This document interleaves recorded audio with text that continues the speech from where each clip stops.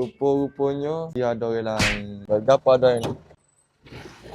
Baku, baku. Stok perfume anda ready untuk dihantar ke kediaman-kediaman anda. Tapi hari ni pakai sekecek pasal-pasal ni. Mungkin ramai lagi tak tahu di Cash ni bukan setakat jual perfume kereta, bukan setakat jual perfume body, tapi di Cash ni ada perfume untuk kediaman rumah anda. Jom kita tengok botol diffuser. Bunyi-bunyi ada 3 design. Jadi jom kita lihat design Gano tu ada.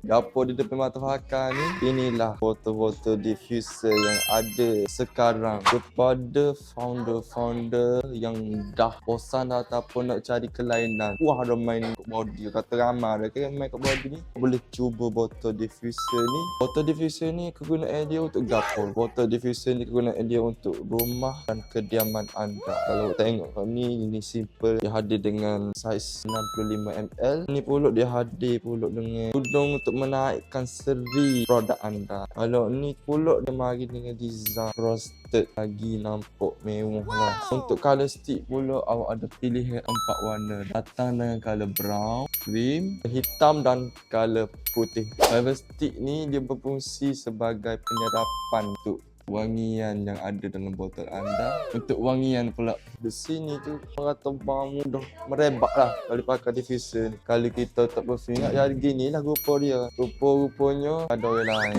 Untuk wangi pula awak ada pilihan wangi sebanyak 100 lebih jenis wangian. Jadi tak serusing kalau awak nak wangi buah-buah heko, soft ko, flora dan fauna. Wangi pistachio, banana begitu ada lagi.